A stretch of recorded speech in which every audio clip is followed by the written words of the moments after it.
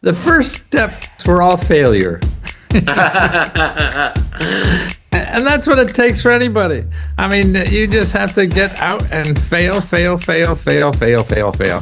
Welcome to Unstoppable Podcast with Harry Sardinas, inspiring conversations with influential millionaires, investors, thought leaders, entrepreneurs who are making a massive difference with their innovative products and services, and sharing the challenges and wisdom of how they sold their first million. How would you like to achieve your first million? And today we have Matthew with us, which is an expert in how can you get free money. So Matthew, tell us, what are the 5 steps to make your first million? To make my first million, the steps I took were the first 9 steps were all failure. And that's what it takes for anybody. I mean, you just have to get out and fail until you find something. And if you're taking anybody else's steps, I think that's a mistake, because you think that they will work for you, which it probably won't. And then that gives you an excuse to stop.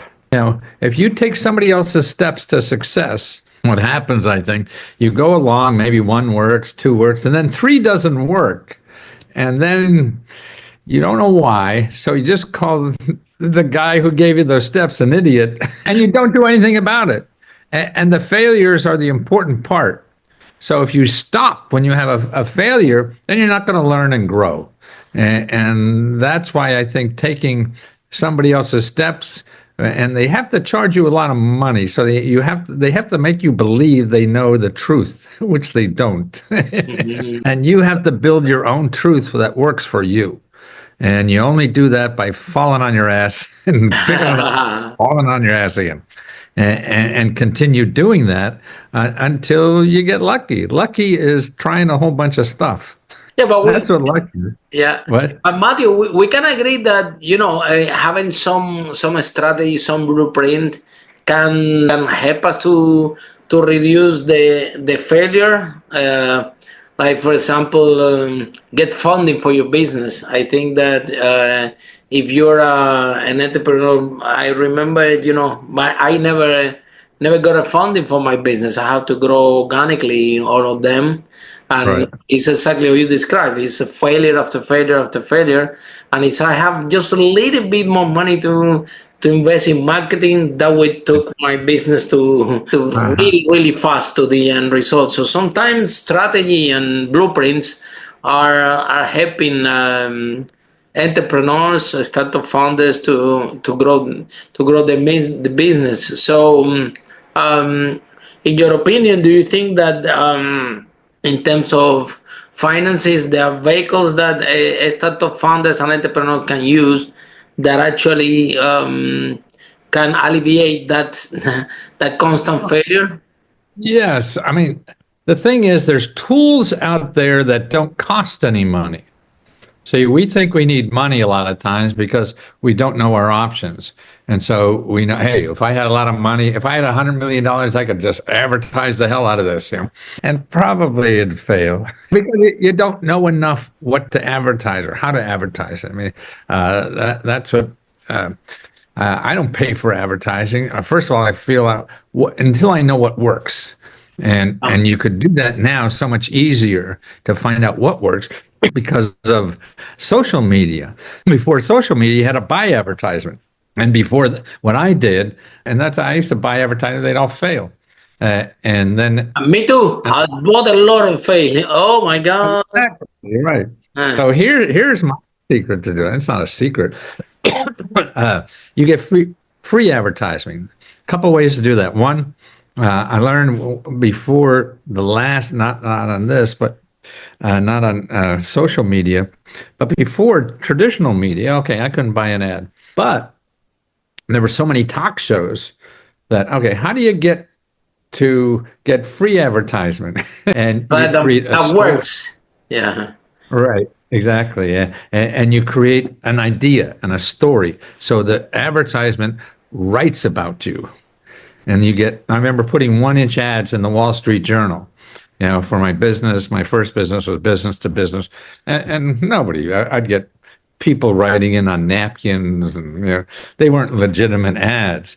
And then, well, I say none of that works. So how do I get the Wall Street Journal or somebody to write me up?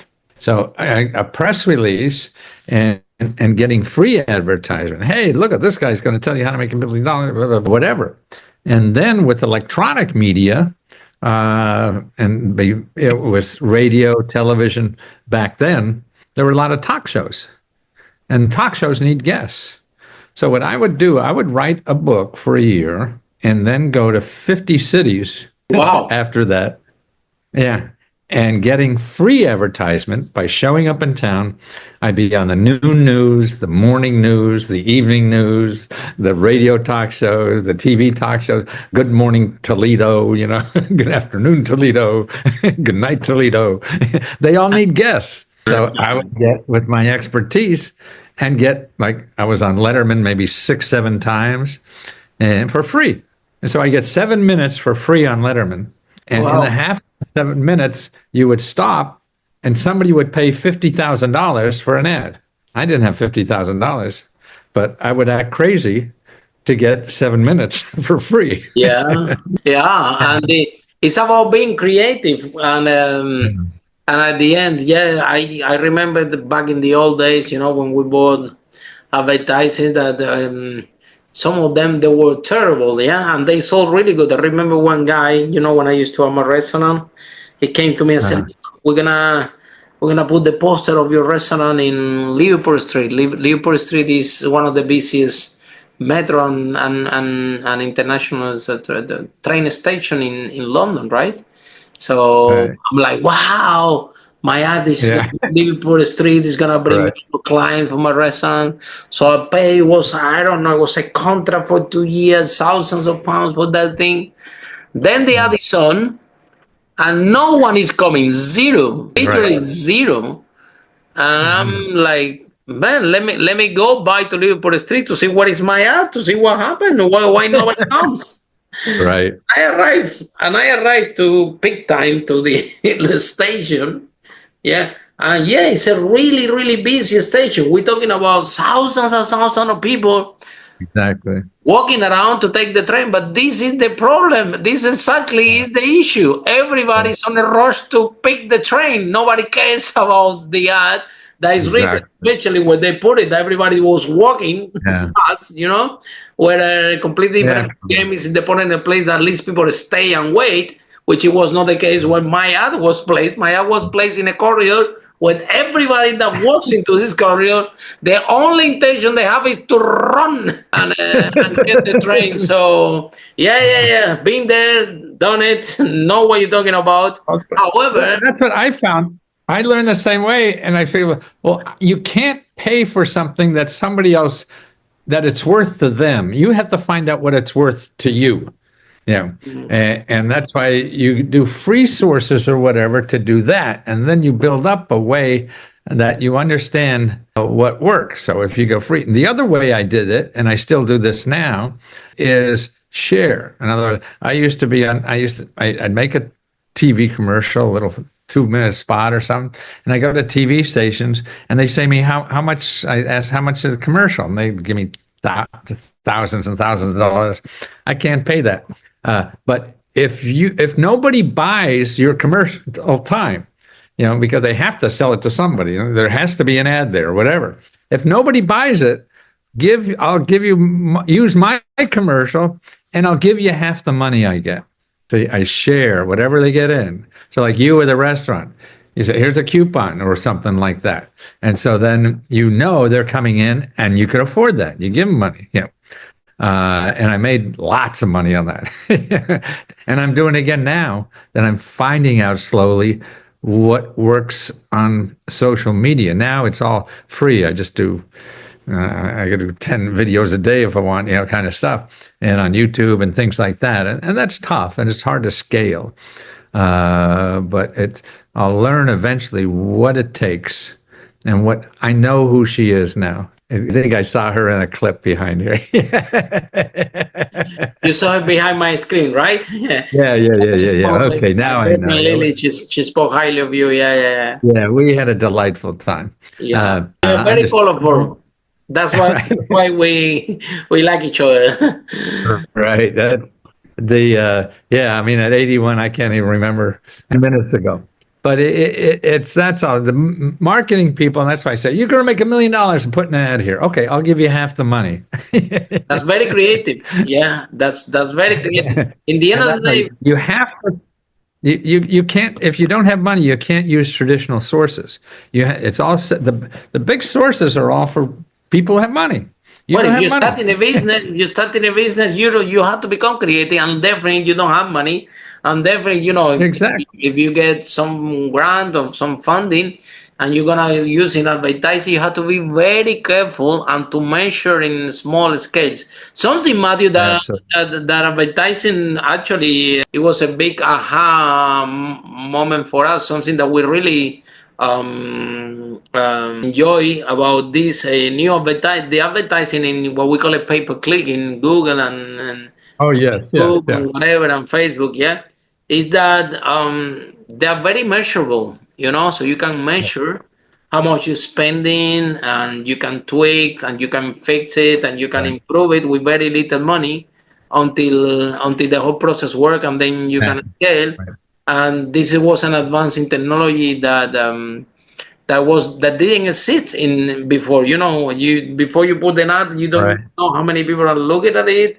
Like you say, from the TV, yeah, you will be able to do the advertise in a way that you will know that the clients come from the TV show, but Right. it's not like online, which is 100% until the laser print measurable. So until the last penny, how many people saw your ad, how many people are clicking, how many people are buying, how many people are thinking about. So this was a big, I think, a big revolution in the Right.